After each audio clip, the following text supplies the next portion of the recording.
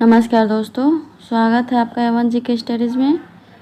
आज के वीडियो में हम लेकर आए हैं हिंदी के टॉप 30 क्वेश्चन आंसर जो सभी परीक्षाओं के लिए महत्वपूर्ण होंगे। अगर आप किसी भी परीक्षा की तैयारी कर रहे हैं तो ये वीडियो आपकी सहायता करेगी, इसलिए वीडियो को आप लोग पूरा देखें।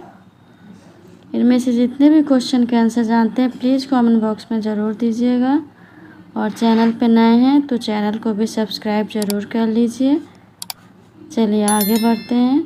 आज का आपका पहला सवाल है, हिंदी भाषी प्रांत में शामिल नहीं है। आपके ऑप्शन से ए बिहार, बी उत्तर प्रदेश, सी मध्य प्रदेश, डी पंजाब। सही जवाब है ऑप्शन डी पंजाब। उत्तर प्रदेश, बिहार, मध्य प्रदेश और पंजाब में से पंजाब हिंदी भाषी राज्य नहीं है। अगला सवाल, इनमें से कौन सी पश्चिमी हिंदी की बोली नहीं है। आपके ऑप्शन से ए कौरवी, बी बुंदेली, सी मारवाड़ी, डी कन्नौजी। सही जवाब है ऑप्शन सी मारवाड़ी। मारवाड़ी पश्चिमी हिंदी की बोली नहीं है, यह राजस्थानी हिंदी की बोली है। कौरवी, बुंदेली और कन्नौजी पश्चिमी हिंदी की बोलियां हैं।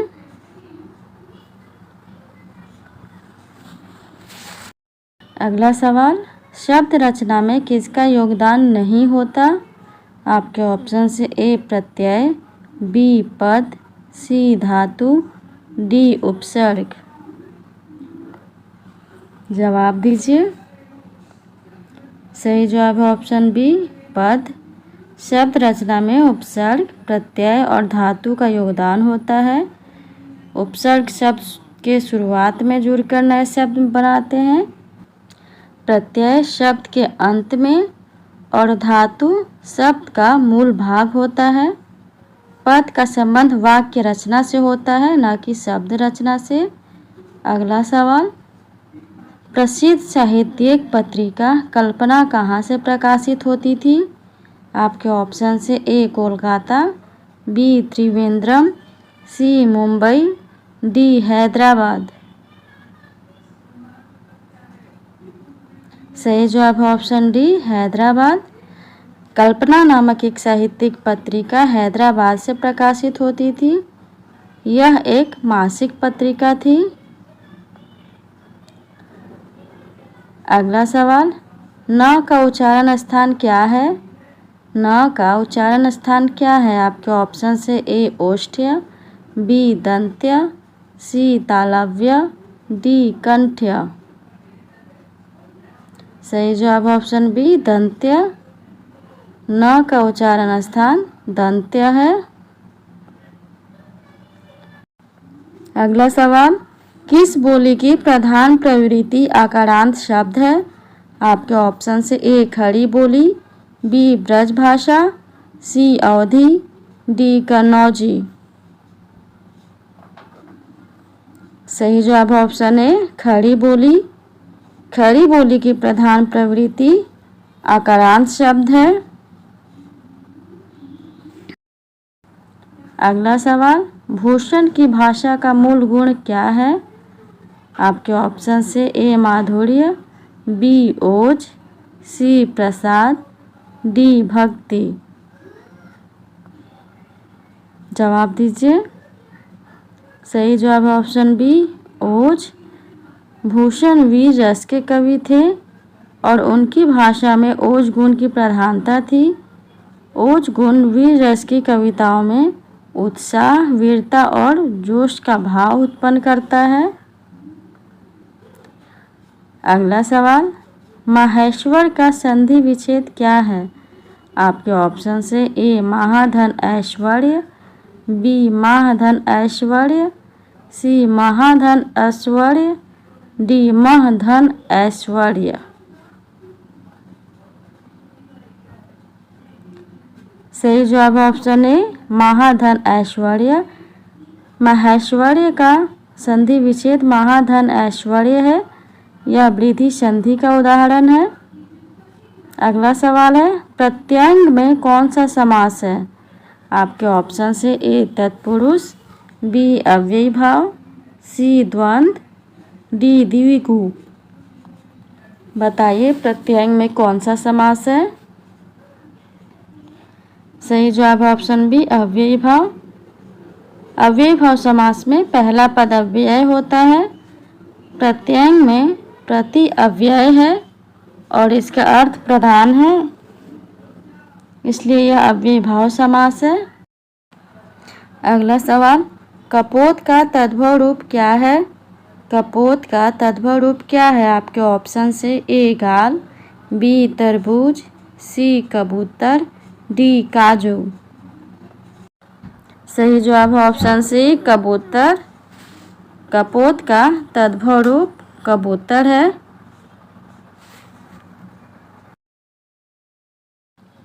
अगला सवाल, इनमें से कौन सा शब्द विदेशी है। इनमें से कौन सा शब्द विदेशी है। आपके ऑप्शन से ए निवास, बी महल, सी प्रासाद, डी घर। सही जवाब है ऑप्शन बी महल। महल एक अरबी भाषा का शब्द है जो हिंदी में प्रयोग होता है। अगला सवाल, इनमें से विलोम शब्दों का गलत युग्म कौन सा है। आपके ऑप्शन से ए आविर्भाव विभाव, बी अपराधी निरपराध, सी उन्मूलन रोपण, डी विजित निषिद्ध। सही जवाब ऑप्शन ए आविर्भाव और विभाव। आविर्भाव का विलोम शब्द विभाव नहीं होता। आविर्भाव का विलोम शब्द तिरोभाव है। अगला सवाल, तर्कश का पर्यायवाची शब्द है। आपके ऑप्शन से ए तीर, बी धनुष, सी प्रत्यंचा, डी निशंग। तर्कश का पर्यायवाची शब्द कौन सा है। सही जवाब ऑप्शन डी निशंग। तर्कश का पर्यायवाची शब्द है तुनीड़, निशंग, भाथा और यशोधी। तर्कश एक ऐसा पात्र होता है जहाँ तीर रखे जाते हैं। अगला सवाल है, नीलकंठ शब्द में कौन सा समास है। आपके ऑप्शन से ए द्वंद्व, बी तत्पुरुष, सी बहुव्रीहि, डी द्विगु। जवाब दीजिए। सही जवाब ऑप्शन सी बहुव्रीहि। नीलकंठ का समास विग्रह है नीला है कंठ जिसका, अर्थात भगवान शिव। यहाँ नीला और कंठ दोनों मिलकर भगवान शिव की विशेषता बता रहे हैं, इसलिए यह बहुव्रीहि समास का उदाहरण है। अगला सवाल, उसने पुस्तक पढ़ी। इस वाक्य में उसने क्या है। आपके ऑप्शन से ए संज्ञा, बी क्रिया, सी सर्वनाम, डी विशेषण। सही जवाब है ऑप्शन सी सर्वनाम। इस वाक्य में उसने एक सर्वनाम है जो किसी पुरुष या महिला के लिए इस्तेमाल किया गया है। जिसने पुस्तक पढ़ी है यह वाक्य में कर्ता के रूप में कार्य कर रहा है। अगला सवाल, कमर कसना मुहावरे का क्या अर्थ है। आपके ऑप्शन से ए युद्ध करना, बी तैयार होना, सी कुश्ती लड़ना, डी कपड़े पहनना। बताइए कमर कसना मुहावरे का क्या अर्थ है। सही जवाब ऑप्शन बी तैयार होना। कमर कसना मुहावरे का अर्थ है तैयार होना या दृढ़ संकल्प करना।